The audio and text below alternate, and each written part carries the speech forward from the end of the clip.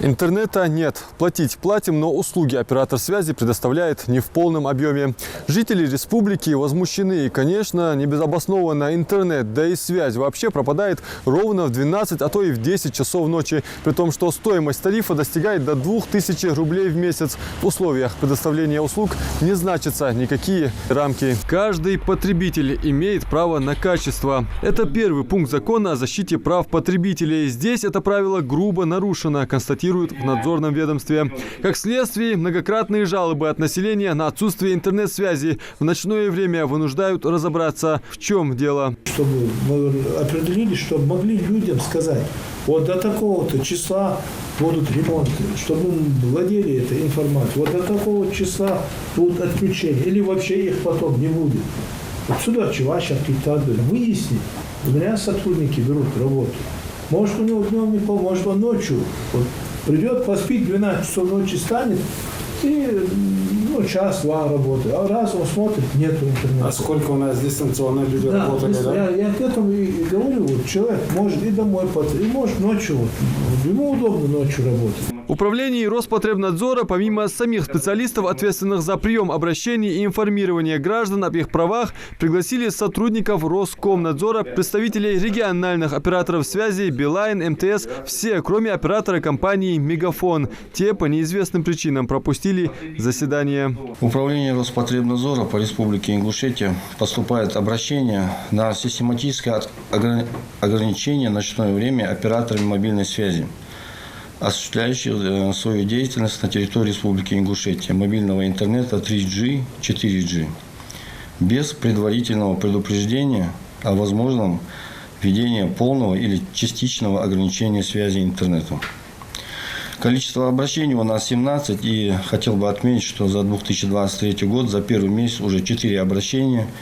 Из них 2 обращения поступили из управления президента Российской Федерации по работе с обращениями граждан и организаций. В надзорном ведомстве напоминают, интернет является важнейшим средством коммуникации, без которого для многих не представляется возможной работа, учеба, оплата каких-либо услуг дистанционно. В России 11 часовых зон. Если в Ингушетии уже вечер, то в Калининграде только начинает темнеть. Поэтому отговорки, что ночью интернет не так уж и важен, и вообще люди в это время спят, просто абсурдны. На протяжении больше полугода регион остается без возможностей мобильной цивилизации. Связь появляется только на рассвете. На все жалобы и чаяния жителей региональные операторы сотовой связи отвечают. Если бы один оператор по республике прекращал деятельность, выключал интернет, другие 2 работали, это один момент. Но когда все 3 оператора по указанию следственного органа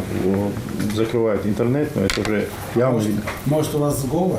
Нет, 100% нет. Вы заинтересованы? В чем? У нас конкуренция, мы не можем сговор в этом делать. Нет. Я не думаю, что так часто, учитывая обращение жителей, что у нас чуть ли не через день, через неделю... Есть через день, есть... Оперативно-розыскные мероприятия именно в одно и то же время, 12 часов ночи, в Магасе. Кто живет в Магасе в последнее время? Так это не Магасе. В управлении Роспотребнадзора снова информируют о законе о защите прав потребителей, в котором говорится, если продавец или исполнитель в случае нарушения прав потребителей несет ответственность в виде возмещения в полной сумме убытков и оплаты неустойки. Вот конкретные потребители обратились, мы вам переслали. Почему ни для одного человека не был произведен перерасчет? Почему не вернули потребителям деньги? И сколько денег вы вернули, Руслан? Дома через Wi-Fi я не могу по Я могу сказать 0. Ни одному человеку не вернули ни одной копейки. Хотя проблема для вас, это, в принципе, это копейки. Это понятно, что у вас есть, наверное, какие-то объективные обоснования. Будем думать так, что они у вас есть. Но почему в каждом конкретном случае вы не рассмотрели то, что потребитель? Почему такое отношение к людям? У нас каждый оператор есть свои службы, колл-центры. Они туда звонят операторам и там добиваются. Я знаю, что с ним просто знаком был человек, Мегафон. Они добиваются, им кидают МТС уже холсу, Мегафон, 50 рублей, хатусы холсу. Я не знаю МТС. Вот на наши письменные, которые мы пересылаем. Я не знаю, вам надо, абоненту надо идти в суд. Я не могу отсюда им что-то деньги, если хотят податься. Звонить и требовать компенсацию рекомендуют и сами представители региональных операторов сотовой связи. Итак, звоним в Мегафон. Если мне не предоставляется услуга, за которую я заплатил, полагается мне компенсация в таком случае? Я вас услышала и понимаю ваш вопрос, о чем вы говорите.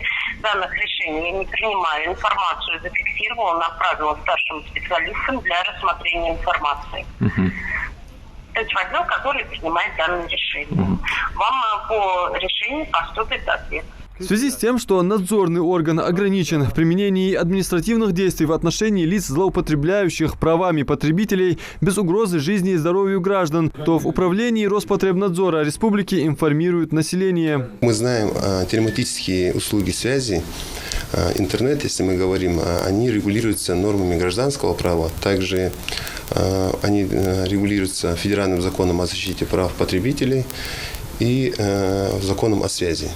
У потребителя в соответствии с данными нормами права есть свои права, то есть есть свои права. В случае, если ему не оказана услуга, то он имеет право возместить денежные средства в судебном порядке.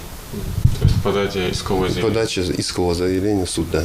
Прокомментировать лично ситуацию с ухудшением качества предоставляемых услуг представители компании отказались. В управлении Роспотребнадзора вместе с представителями Общественной палаты по правам потребителей призывают население в случае злоупотребления их правами обращаться в надзорное ведомство с жалобой в письменной форме. Адам Мережков, Хамзат Халухоев. Новости 24.